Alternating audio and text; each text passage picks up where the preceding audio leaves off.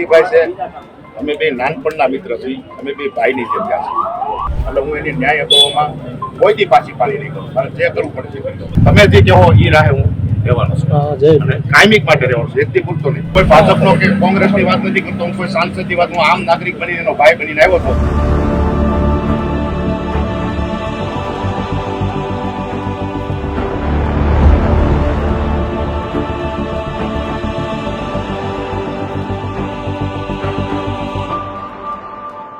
ગુજરાતના અમરેલીની અંદર એક દલિત સમાજના યુવકને જાહેરમાં ઢોર માર મારી અને હત્યા કરવાની જે ઘટના હતી એ છેલ્લા 10થી 12 દિવસથી ખૂબ ચર્ચાની અંદર આવી છે.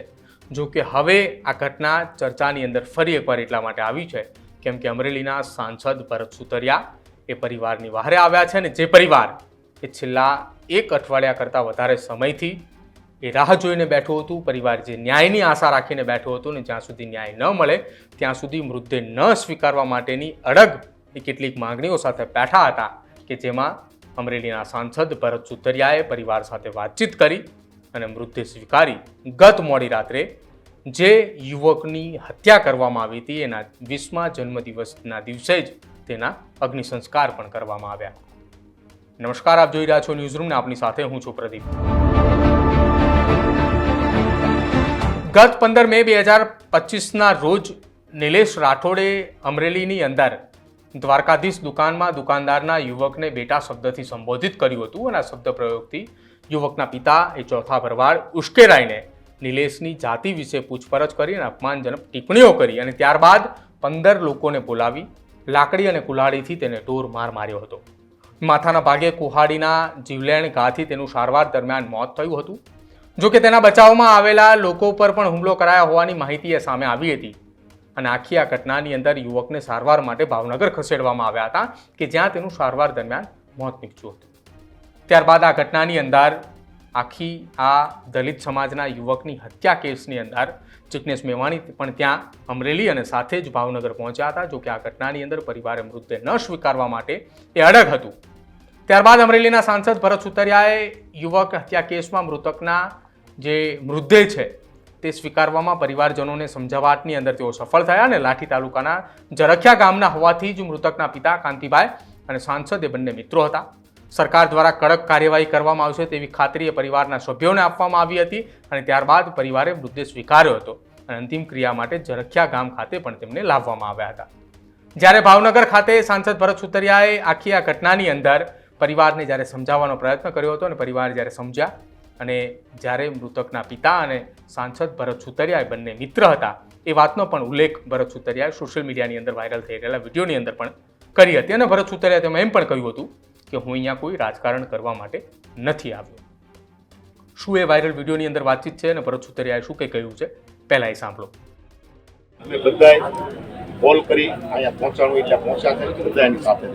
અને બીજી વાત, કાંતિભાઈ એકલા ન પડે એને એવું ન લાગે, એમાં આખો સમાજ અહીંયા આવ્યો અને આ સમાજ, હું એવું નથી કહેતો કે આ સમાજ મારો. અને કાંતિભાઈ છે, અમે બે નાનપણના મિત્ર છીએ, અમે બે ભાઈની જેમ ત્યાં છીએ.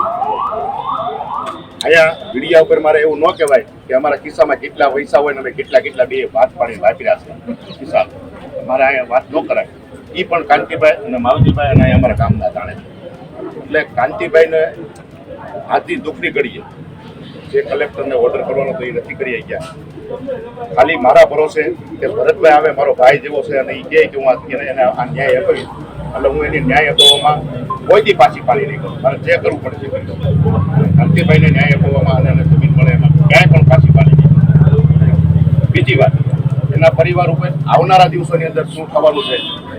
દીકરો એક જ હતો, કમાવાવાળો એક જ હતો, કમાવાની તૈયારીમાં આવી ગયો. 15 દી પહેલાં મને એને કીધું ભરતભાઈને નોકરી ઉપર કરવાનું. અમે આ પણ બે ભાઈ ડિસ્કસ કરી અને હવે કોમ્પ્યુટર ક્લાસ પૂરો થાય એટલે નોકરી પર ચલાવવાનો. અમે એ પણ ડિસ્કસ કરવી છે પૂછો એટલે મેં કીધું એનો ક્લાસ પૂરો થાય એટલે હવે કમાવાવાળો દીકરો, મારો દીકરો ઘણો એનો દીકરો છે, હું એનો ભાઈ છું, એ મારો ભાઈ છે. એટલે આવનારા દિવસોની બે બહેન છે. આમ તો ભાઈ નાના ભાઈ છે એને પણ 3 દીકરી છે, બધાનો સ્કૂલે આવી જાય. પણ મેં સંપૂર્ણ જવાબદારી દીકરીને મેં દત્તક લઈ લીધી. કે હું દીકરીના વાહ. દીકરીના 10 લાખ નગરનો ખર્ચો કરવાનો થાય ને કદાચ વધારે કરવાનો થાય ને તો હું પાછી પાડી નહીં કરું. જય ભીમ જય ભીમ. હા, અને એમાં મેં કાંતિભાઈને કીધું લખાણ દો કાંતિભાઈ કે ભરતભાઈ બોલ્યો ને એટલે જુબાન પાકી કાલ મારે વાત થઈ ને અને એ બધાય આ માવજીભાઈ બેઠા ભીખાભાઈ બેઠા આ અમારા ગામના બેઠા હું કોઈથી મેં મારી રાજકારણ મેં નથી કર્યું. મેં મારી જમીન વેચીને મને રાજકારણમાં આ લોકો મને નહોતા આવવા દેતા કે તો જમીન વેચી નાખશો સેવા માંગ્યો એ સ્થિતિનો સૌ એટલે તમારે બીજું વિશેષ મારે કાંઈ ન કહેવાનું. કાંતિભાઈને જે ન્યાય મળે એમાં હું તમે જે કહો એ રાહે હું રહેવાનો છું હા, જય ભીમ. અને કાયમિક માટે રહેવાનું છું, એકથી પૂરતો નહીં. અને લગભગ તમારો સમાજ મને બધો ઓળખી ગયો છે. હું આમાં કેવું હોય કે આપણે કાંક એવું પસંદ બને વાહ લૂંટવા આવી ને એ હું નથી. તમને અગાઉની મારી ખબર છે એટલે તમે મને અહીં સાંભળ્યો અને મને અહીંયા મારું માન રાખો છો. બાકી તમને માણા હાલતો હોય ને ત્યાં તમે પારખી જાઓ. તમે બધાય સમાજને સારો છો, સમાજને ઓળખો છો સારી રીતે, સમાજને કઈ રીતે રાખો બધાય સમાજ હારે તમે સંકળાયેલા છો. એટલે તમે હું જે કહું છું એ હું વધારે તો કાંઈ નથી કહી શકતો પણ કાંતિભાઈને તમામ પ્રકારનો તમે નથી વિચાર્યો ને એનાથી હવાયો ના એ મારે આપવાનો છે આટલું. જય ભીમ જય ભીમ. અને મને જો તમે આટલું માન આપ્યું એટલે આ સમાજને પહેલા તો કે ભરતભાઈ અહીંયા આવે અને કેટલા સારા માણસો આવી ગયા અને નો કોઈ ઓલું થયું એનું રિઝલ્ટ ન મળ્યું એટલે પહેલા તો આ સમાજને હું વંદન કરું. જય ભીમ જય ભીમ. અને તમને નથી ખબર તમે મારા માટે હું કોઈ ભાજપનો કે કોંગ્રેસની વાત નથી કરતો. હું કોઈ સાંસદની વાત હું આમ નાગરિક બનીને એનો ભાઈ બનીને આવ્યો છું અને તમે મને એક નાના એવા માણસ એક નાના એવા ખેડૂતને તમે મને આટલું બધું ઓલું કર્યું અને મારું માન રાખ્યું છે હું આ સમાજને કારે નહીં. જય ભીમ.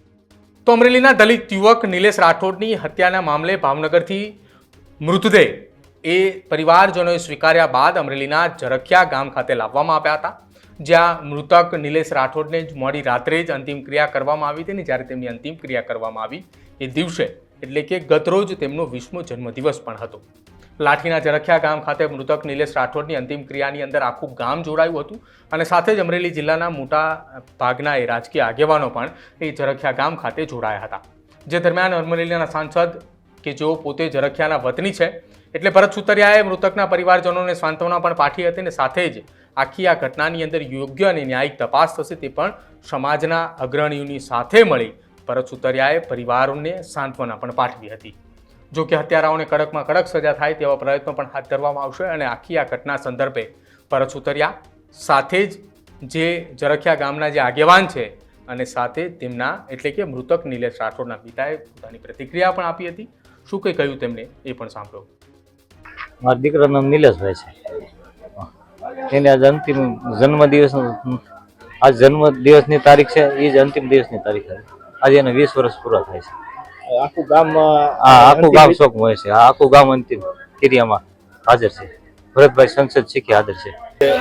મૂળ તો 4 દિવસ આમ તો 16 તારીખની આ ઘટના ઘટી છે અને આ જે કોઈ આવા વ્યક્તિ હોય એનો કોઈ ધર્મ હોતો નથી, બરોબર. અને કોઈ મારું તો એવું કહેવાનું છે કે કોઈને આરે ઝઘડો કરતાં પહેલાં તમે વિચાર કરો કે આપણે કઈ દિશામાં જઈ રહ્યા છીએ. કોઈ ઘરનો એક સંતાન હોય અને આવી રીતનું થાય. આજે અમે 4 દિવસથી આ ઘટના સાથે ડેટ થયું હતું અને અમે સાથે હતા. અમે કેટલું દુઃખ વ્યક્ત કર્યું છે એ અમને ખબર છે. એટલે આજે અમે અહીંયા શાંતિપૂર્ણ એની જે વિધિ કરવાની છે એ આગળ કરવાના છીએ અમે. અને અહીંયા આજુબાજુથી અમારા ગામના તમામ લોકો અમારી સાથે છે અને આ અમારો એક પરિવાર છે. એ રીતે અમે આજે આ વિધિ પૂરી કરવાના છે અને આખો પરિવાર, ગામ એટલે એક અમારો પરિવાર એમ બધા મળી અને અમે અહીંયા આજુબાજુના ગામથી બધા આવ્યા છે અને અન્ય સમાજના પણ લોકો આવ્યા છે. જો કે સમસ્ત ગામ તો છે જ પણ આજુબાજુથી બધા આવ્યા જેને ખબર પડી.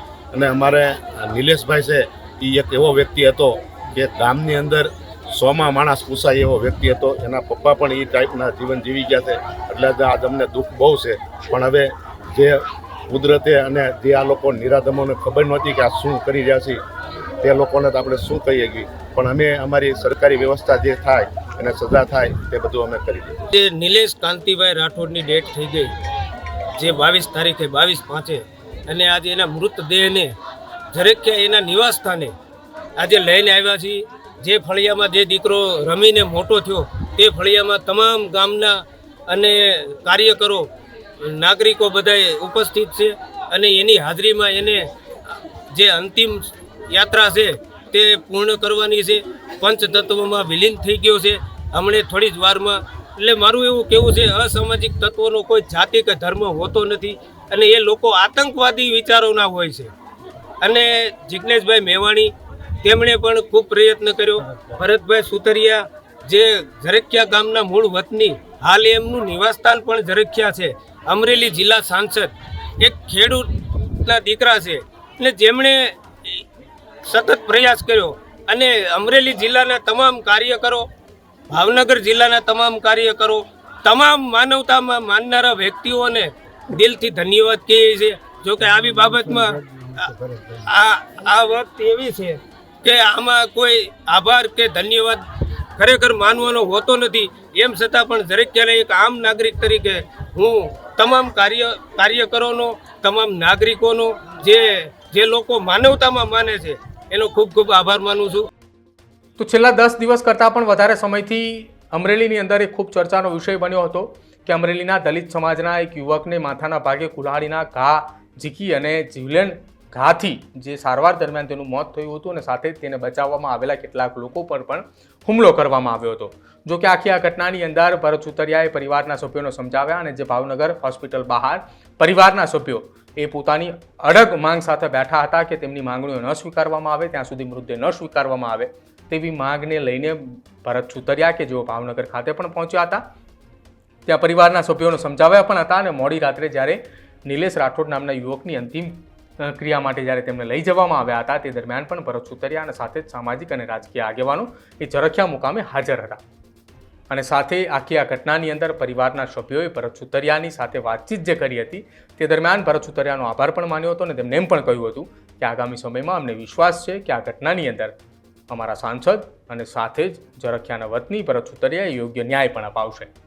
તમારું શું માનવું છે? શું ભરત સુતરિયા ખરેખર દલિત સમાજના આ યુવકને ન્યાય અપાવી શકશે ખરા? અમારા કમેન્ટ સેક્શનની અંદર જરૂર જણાવજો. જોતા રહેજો ન્યૂઝરૂમ. નમસ્કાર.